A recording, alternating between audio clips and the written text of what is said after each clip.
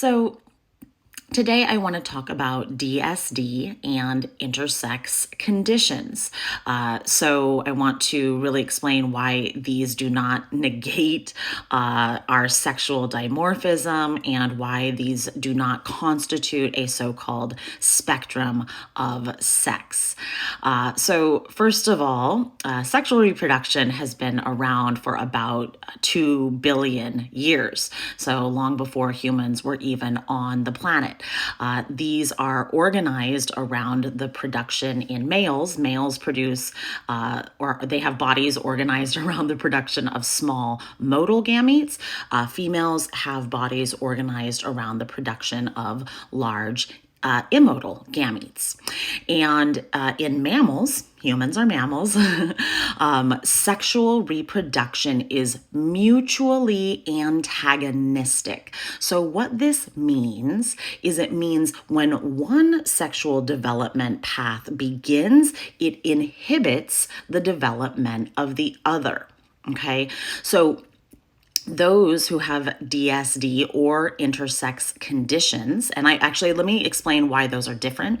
A DSD is a disorder of sexual development, and most disorders of sexual development do not come with ambiguous genitalia. Okay, there are very, very few rare intersex conditions that do have ambiguous genitalia, but most do not even have ambiguous genitalia. But for all of these conditions, of which there are about 40, they are sex specific. Okay, so this means that they are either males with a chromosomal abnormality or they are females with a chromosomal abnormality. So they are still 100% sexed. And as I said, this is because sexual development is mutually antagonistic. You can't go down both paths. You go down one path and maybe you experience an abnormality, or you're down the other path with an abnormality on that path. But you are still on the path of having a body organized either around large immotile gametes or small motile gametes. Now, second of all, this is not a spectrum. This is still two very distinct sexes. And then the other thing is, these are not identities. Okay, bodies are not identities. My female human body is not my identity. It's the what. It's what I am physically experiencing, regardless of any identity that I hold about myself. Now, there is a manipulation tactic called forced teaming. And this is being used by the gender ideologists.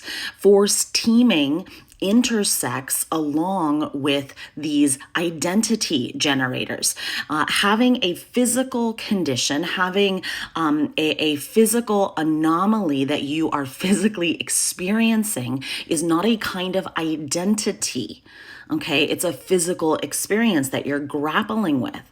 And that physical experience has nothing to do with, for example, a man who is claiming that he is a woman, or a woman who is claiming that she is a man. Okay, these experiences are unrelated. Someone who is facing a physical anomaly around their sex, or even to the point of ambiguous genitalia, has nothing to do with someone who was born in a perfectly healthy body who is making an identity claim. So this forced teaming that is happening is a manipulation tactic to make everyone start to question the reality of our sexual dimorphism.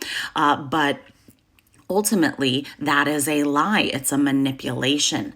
It is not true. There are still only two sexes in humans. There are sperms or eggs. There are no sprigs. There's no third sex or someone weirdly in the middle of the spectrum making a new kind of gamete. Okay, there's no third gamete and there's no third sex. So this is highly important to recognize how this manipulation works, because sex is our primary relationship to the entire world, okay, to our entire species and the rest of our environs. Sex is what grounds us to material reality. It takes a man and a woman to make a baby, to propagate our species.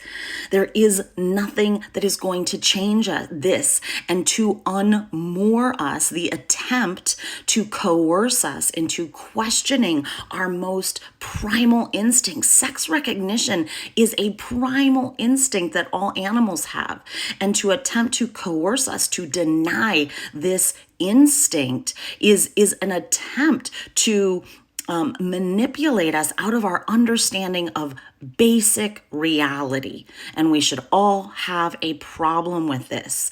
Of course, there are specific things that affect women and girls, and the safeguarding provisions that we have fought for, but more than this being about the rights of women and girls, this is about reality versus anti-reality. And this anti-reality doctrine is being pushed from the top down. It's in our governments, it's in our public education, it is on news, entertainment, and social media constantly, and it's being pushed from the UN into all 198 of its member countries.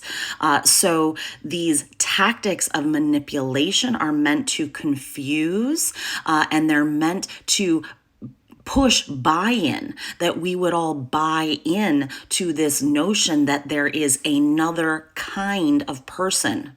There is no other kind of human. There are men or women. There are boys or girls. There are female humans or male humans. There is no other kind of human. And the more of us that wake up to this and stop participating in this madness, the faster it will be over. So I urge you all to fight this cult indoctrination. Thank you for listening.